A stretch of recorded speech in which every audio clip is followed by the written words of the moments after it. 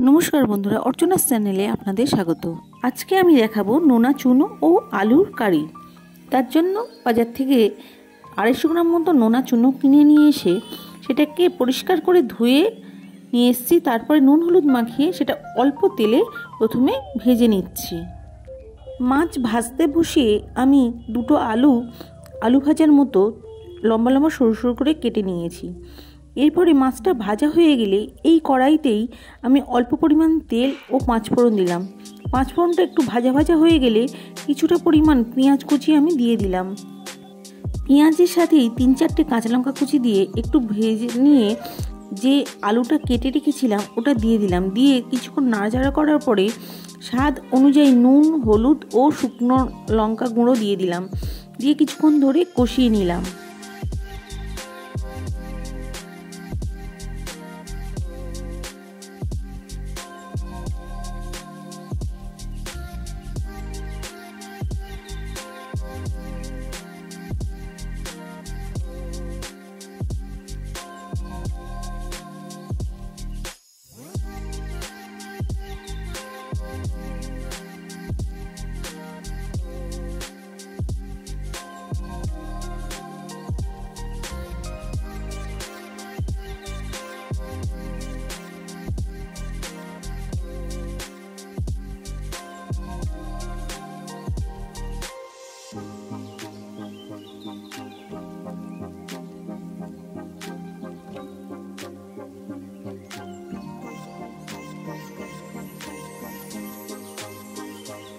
Minute 10 কষানোর পরে গরম জল দিয়ে দিলাম অল্প কারির জন্য, যাতে করে আলুটা সিদ্ধ হয়ে যায়।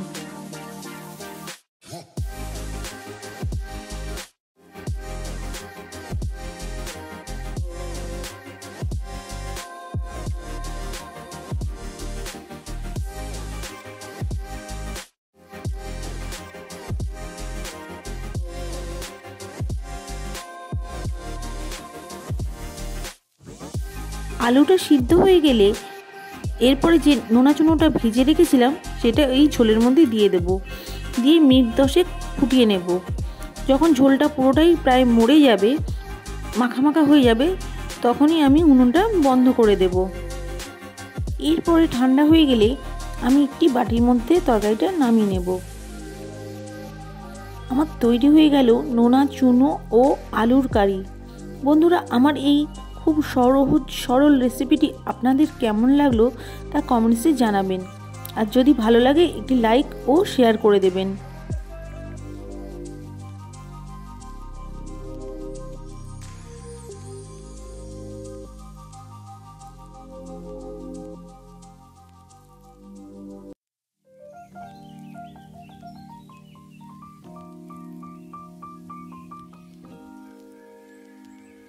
নোনা চুনো ও আলুর কারি হয়ে গেলে আমি আরও একটি রেসিপি নিয়ে এসেছি, যেটা হলো মূলো শাকের ভর্তা।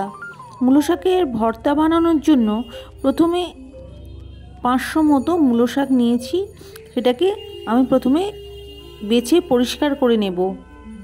মূলো শাকটা বেছে পরিষ্কার করে নিয়ে ছোট ছোট আকারে কেটে নেব। নিয়ে ভালো করে ধুয়ে নিয়ে আসব। ধুয়ে নিয়ে এসে একটি ঝুড়ির মধ্যে জলটা আমি ঝারিয়ে নেব। এরপরে কড়াইতে 1 গ্লাস পরিমাণ জল দিয়ে আমি শাকটাকে একটু ভাপিয়ে নেব।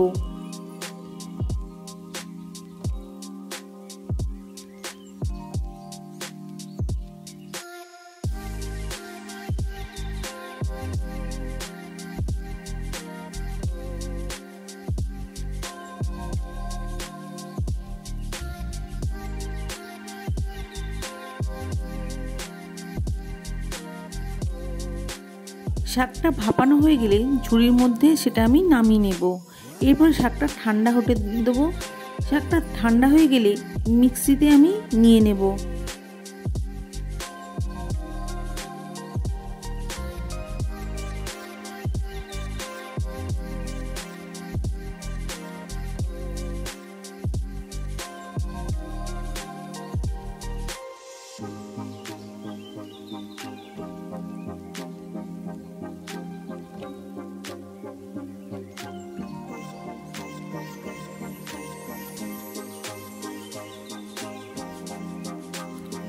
এই শাকের সঙ্গে আমি গোটা চারেক কাঁচা লঙ্কা দিয়ে দিচ্ছি পেস্ট করার জন্য।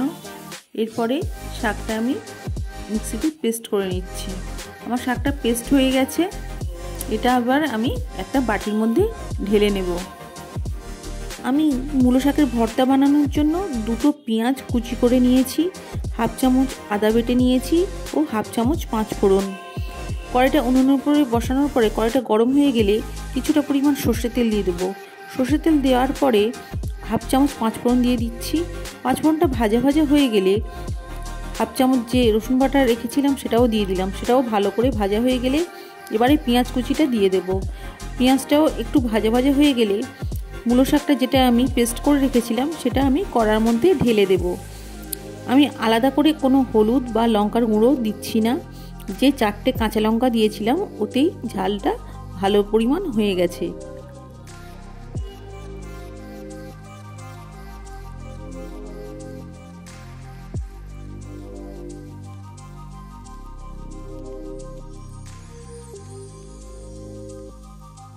পেঁয়াজটা ভাজা ভাজা হয়ে গেলে আমি স্বাদ অনুযায়ী নুন দেব। পেঁয়াজটা ভাজা ভাজা হয়ে গেলে স্বাদ অনুযায়ী আমি নুন দিলাম আর 2-4টে চিনির দানা দিলাম। এতে করে নুন চিনির ব্যালেন্সটা বজায় থাকবে।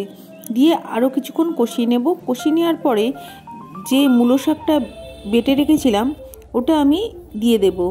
দিয়ে বেশ কিছুক্ষণ কষাতে থাকবো যতক্ষণ না মূলো শাক থেকে যে পরিমাণ জল আছে তা মরে যায়।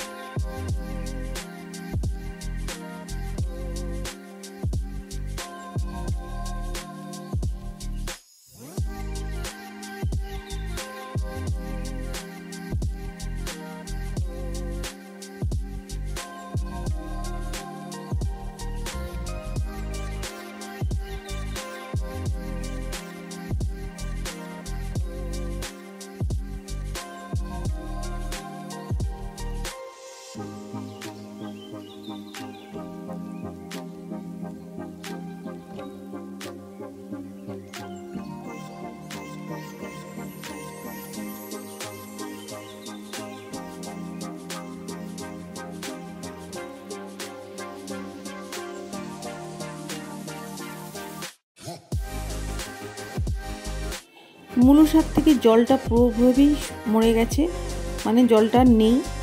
এইবারে আমি ওপর থেকে বেশ কিছুটা সর্ষের তেল দেব। দিয়ে নেড়ে চেড়ে নিয়ে আমি উনুনটা বন্ধ করে দেব। ঠান্ডা হয়ে গেলে মূলো শাকের ভর্তাটা আমি বাটির মধ্যে নামিয়ে নেব। আর আমার তৈরি হয়ে গেল মূলো শাকের ভর্তা। বন্ধুরা, আমার এই মূলো শাকের ভর্তার রেসিপিটি আপনাদের কেমন লাগলো তা কমেন্টসে জানাবেন। আর যদি ভালো লাগে তাহলে একটি লাইক ও শেয়ার করে দেবেন। আর যে সমস্ত ইউটিউব বন্ধুরা আমার এই ইউটিউব চ্যানেলটিকে এখনও পর্যন্ত সাবস্ক্রাইব করেননি, প্লিজ একটি সাবস্ক্রাইব করে দেবেন। তাহলে আজকের মতো ভিডিওটি আমি এখানেই শেষ করছি। আবার দেখা হবে নতুন অন্য কোনো ভিডিওয়ে। নমস্কার বন্ধুরা, ভালো থাকবেন।